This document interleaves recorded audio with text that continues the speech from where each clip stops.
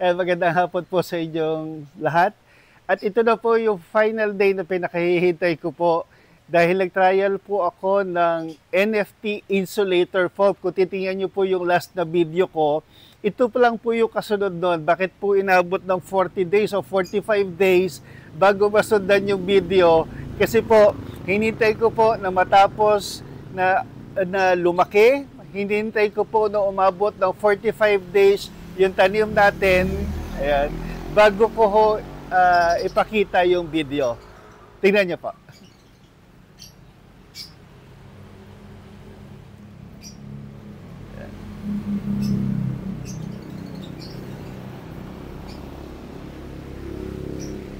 Ayan. Isa-isahin po natin, no?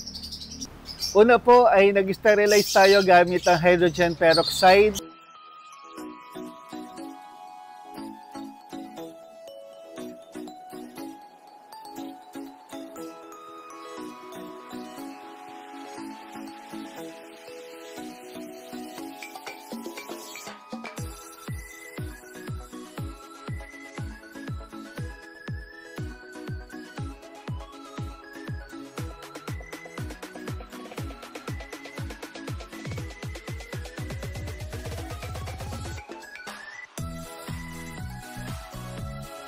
Pangalawa po, nag-buffer tayo ng coco peat gamit ang Calmag ng Nutrihydro.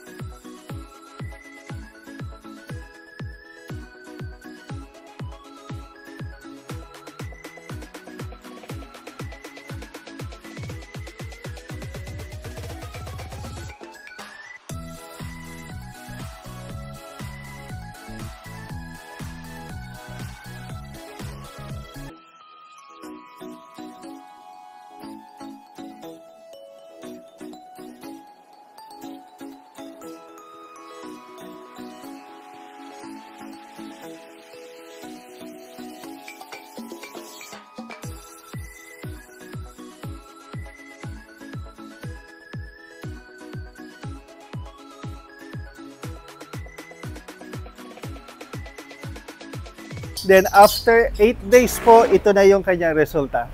Tingnan niyo po. Ayan.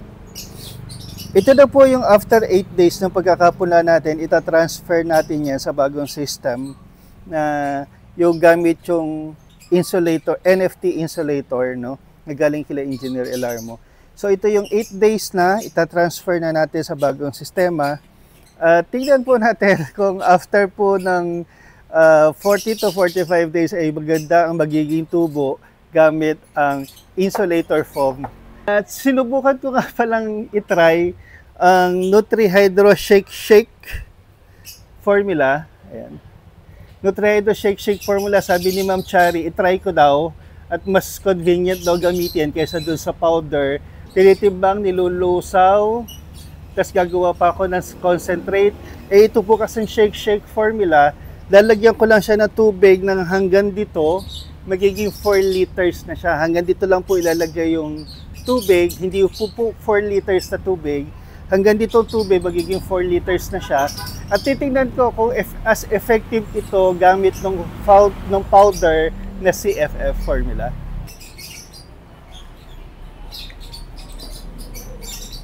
Yan. Try po muna natin maglagay ng 100 ml.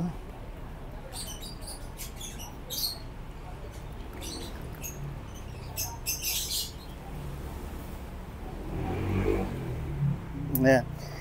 Maglalagay po tayo ng 100 ml ng nutrients sa 60 liters of water.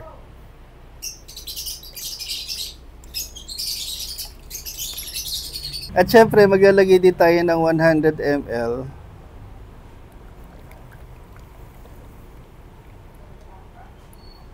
Ayan. Maglalagay din tayo ng 100 ml ng solution A.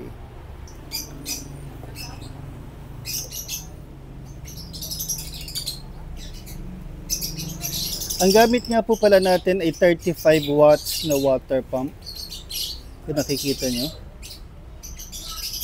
35 watts po yan, kaya po wala magiging problema kahit lagyan natin ng Venturi. Ayan. Tapos depende na lang po sa tubig na gagamitin nyo. No? Mag-adjust na lang kayo na magdagdag o magbawas ng nutrients. Depende po sa ppm na kailangan nyo. But for me, 750 ppm is okay for this setup. Yan, nilagay lang natin dito para masukat lang natin na sakto. No? Kasi matapang ang pH down. So, 60 liters of water sa 6.76 na pH, maglalagay tayo ng 5 ml. Yan. Maglalagay tayo ng 5 ml na pH down para bumaba siya sa desired pH natin na 5.8 to 5.6. 5 ml. Sige, lagyan na natin.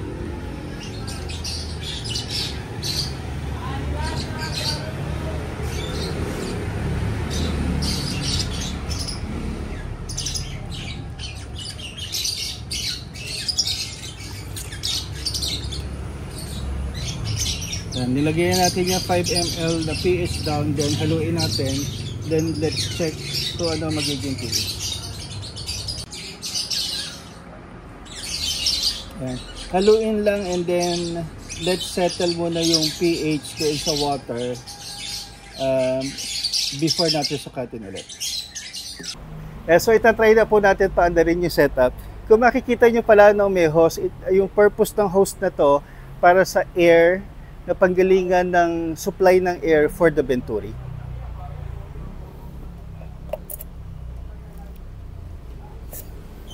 Dapat ay nakahang ang Venturi.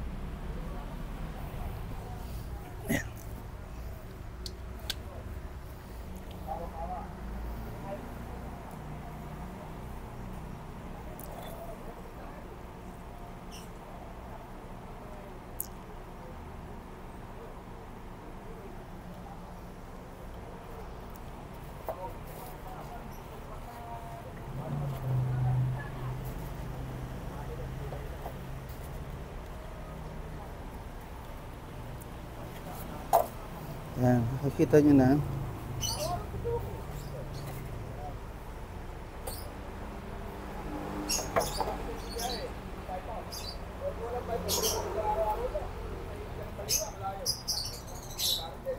Yan, nakikita nyo yung flow ng water doon.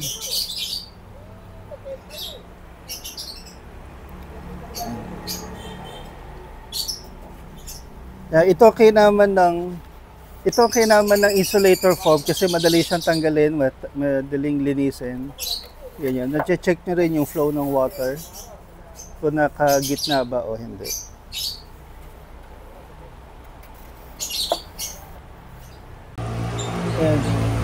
And after ko pang magdagdag na additional na 5 ml, hindi ko pa rin na-meet yung 6.0 kaya magdadagdag ulit ako ng 5 ml. So bali ang naidagdag na natin ay 15 ml ng pH down, and after ng pagdagdag natin ng 15 ml ng pH down, siguro nakukuha ko na yung 6.0 na pH down. Yan. Hayaan lang po na natin mag-settle ng bahaya. So try po natin ngayon after adding 15 ml of pH down.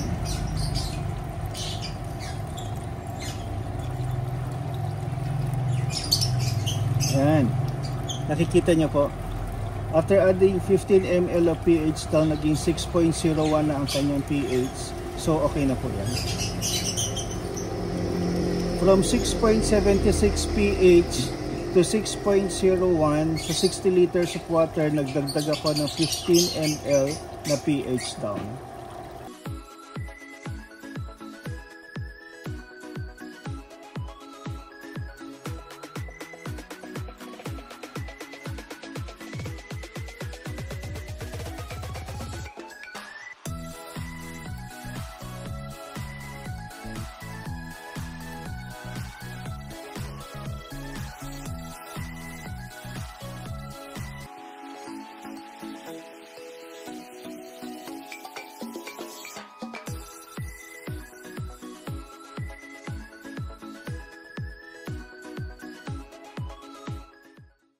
Check po natin after 35 days kung okay po ang magiging tanim gamit po ang insulator po. At tingnan nyo po, ito po yung mga naging resulta ng mga tanim po natin. Yan po. Tinry po natin yan kasi sa sobrang init, nag-try tayo ng insulator para malaman po natin kung gaganda nga po ang lettuce kahit na sobrang init. Pero ang ano po ang judgment ko, dahil po sa sobrang init, hindi po enough ang insulator, ang NFT insulator, kasi po talagang sobrang init, nagiinit po ang tubig. So marami po akong ginawang intervention para po mapanatili na malamig po itong greenhouse at mapalamig po yung tubig, no? Hindi po enough. Sa sobrang init, again, hindi po enough yung insulator, NFT insulator, para po mapaganda yung tanim nating lettuce. Ito po yung ginamit ko ang intervention. Tingnan po natin. Ito po, tingnan nyo po. May dala po akong yelo. Nilagay ko po sa bote ng Coke, tubig, bote ng Coke. Nilagay ko po sa ref, sa freezer, para po mapalamig yung tubig natin sa reserva. So, yun po yung unang intervention ko. Sabi ko po, sa sobrang init, hindi po kinakaya ng NFT insulator lang. Kailangan po natin tulungan. Kung hindi ho natin tutulungan na mapalamig yung tubig, ang hirap po na lumaki na maganda yung lettuce. At isa ko pang intervention na ginawa para mapalamig itong greenhouse, para mapataas ang humidity dahil sobra pong baba dahil sa sobrang init. Bumili po ako nito.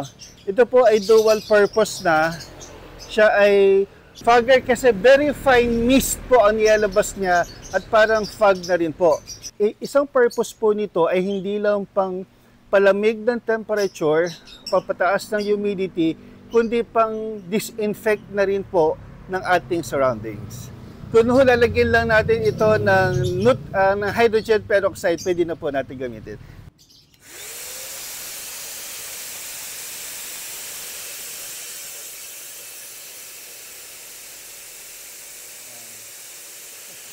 Kung mapapansin nyo po, very fine mist.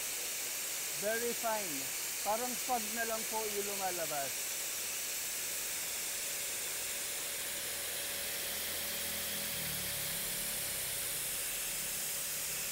At isa pa pong purpose nito ay pwede natin gawin pang disinfect ng area natin. Para pong ganito.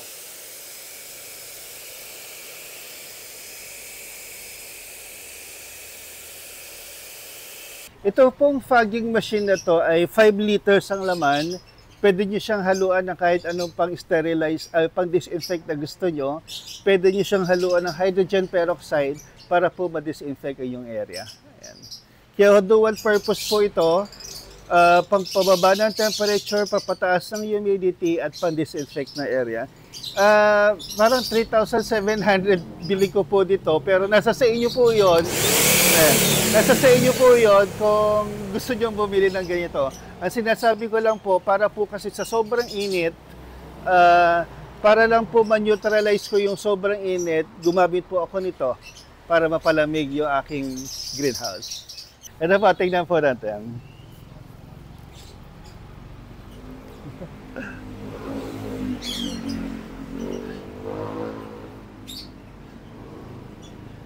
So masasabi ko po maganda ho ang kinalabasan ng ating tanim ngayon.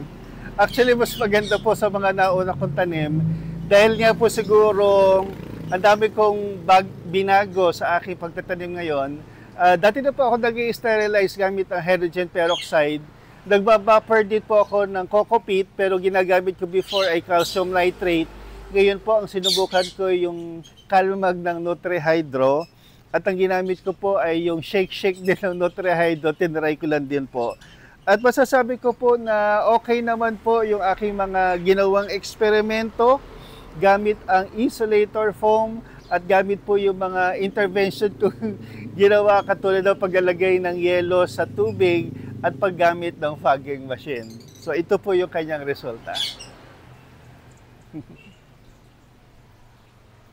Dahil sabi ko nga po before, madaling linisin ito after natin gamitin. Tingnan nyo po yung itsura.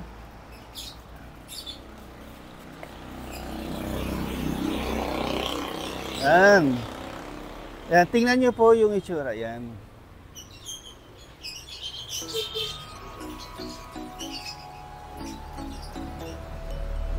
Tapos, ito po yung itsura ng kanyang roots.